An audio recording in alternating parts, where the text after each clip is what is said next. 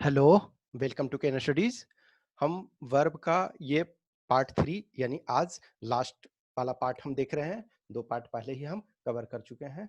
तो इसमें हम मॉडल ऑक्सिलरी वर्ब जो कुछ रह रहा था वो देखेंगे और मार्जिनल ऑक्सिलरी वर्ब देखेंगे।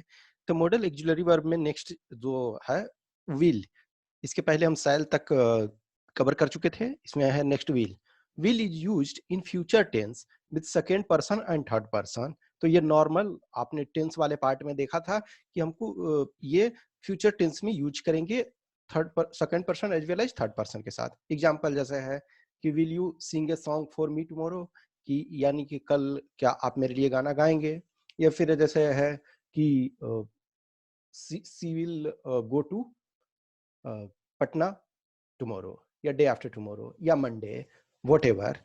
ये नेक्स्ट है example, many Indians will come to India in coming days who are stranded in foreign lands. देखो अभी आपका ऑपरेशन वंदे भारत के तहत बहुत सारे इंडियंस को इंडिया में लाया जा रहा है जो स्ट्रैंडेड है।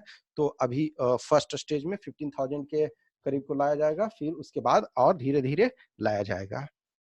नेक्स्ट जो है will is use for request. देखो विल का यूज जो है रिक्वेस्ट के लिए किया जाता है, लेकिन रिक्वेस्ट के लिए किया जाता है ना, तो इसका आप नॉर्मल में राइटिंग में नॉर्मल राइटिंग में मत करना। ये यूज किया जाता है लेकिन नॉर्मल में आपको नहीं करना है। जैसे है ना कि will you take a cup of tea. तो ये जैसे होता है ना कि ऐसे इस ढंग से बोलते हैं कि क्या आप एक कप चाय लेंगे। तो ऑब्वियसली है लेंगे, देखा जाए तो काम जो होगा थोड़ी देर बाद होगा। अभी आप पूछ रहे हैं तो पिएंगे वो थोड़ी देर बाद ही, लेकिन पूछ रहे हो अभी तो वो रिक्वेस्ट आप करते हो कि क्या एक कप चाय आप पिएंगे। तो आप यूज कर सकते हो, बट जनरली इसको अवॉइड वुड के जगह ही नेक्स्ट वाले हम देखेंगे। तो इट्स बेटर होगा वुड वाले आप यूज करोगे, लेकिन ये भी यूज होता है।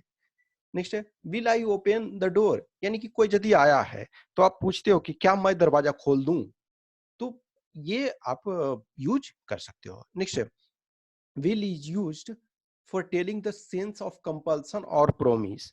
जैसे है कि आप कोई भी, जैसे आई विल हेल्प यू, यानी कि आप बोलते हो ना कि ठीक है, जैसे आई साइल होना चाहिए नॉर्मल में, लेकिन जब सेंस ऑफ कंपल्सन और प्रोमिस रहता है, यानी कि बाध्यता या वादा, कि हम वादा अपना पूरा करेंगे, तो आई विल हेल्प यू जब कहते हो तो भाई मैं पूरा करूंगा, मैं बोल रहा हूं तो मैं पूरा करूंगा। नेक्स्ट जो है आपका मॉडल ऑक्सिलरी वर्ब में would. Would is used for polite request, यानी कि विनम्र प्रार्थना, नम्रता के सेंस में होता है। यही सेम है would you take a cup of tea, यानी आप उनसे रिक्वेस्ट कर रहे हो किसी से कि आप हमारे घर में आए हैं तो क्या एक कप चाय आप लेंगे। और would you mind taking a cup of T, ये इस सेंस में भी होता है कि माइंड के सेंस में भी, कि माइंड का मतलब ऐसे होता है ना कि आपत्ति, कि क्या आपको एक कप चाय पीने में आपत्ति है। तो इन पोलाइट वे में या इस ढंग से कि क्या आपको आपको एक कप चाय पीने में आपत्ति तो नहीं होनी चाहिए। यानी जैसे मौसम अच्छा है या उस ढंग से क्या बहुत दिनों बाद हमारे पास आए हैं, तो आप या तो इसको ये भी बोल सकते हो would you take a cup of tea या would you mind taking a cup of tea. Next है would is used for telling possibility, यानी कि संभावना जो बतलाने के लिए होता है। जैसे ना it it would rain today या इट वुड रेन टुनाइट, या फिर जैसे है पटेल वुड कम टुडे, यानी पटेल आज आ सकता है, वो हम संभावना बतला रहे हैं। नेक्स्ट है must. Must is used for telling the duty, जो आप ड्यूटी वगैरह बतलाने के लिए किया जाता है कि सेंस ऑफ रिस्पॉन्सिबिलिटी, ड्यूटी आपकी जो है you must go to office, यानी कि जो ऑफिस जाना आपकी ड्यूटी है तो आपको उसको फॉलो करना चाहिए, आपको जरूर जाना चाहिए। नेक्स्ट है must is used for giving instructions, यानी कि मस्ट का यूज जो होता है इंस्ट्रक्शन, निर्देश देने के लिए भी किया जाता है। जैसे you must answer all the questions in the examination, आप एग्जाम हॉल में जाते हो तो you should answer all the questions. Next है let. Let is used for proposal, यानी कि आपका जो होता है प्रस्ताव बतलाने के लिए, कि प्रस्ताव देने के लिए। जैसे है let us start reading. Let us start reading का मतलब है ना कि अब हम लोग पढ़ना आरंभ करें। यानी कि अभी हम बैठे बातचीत कर रहे थे, लेकिन अब जो है पढ़ना हम लोग आरंभ करें।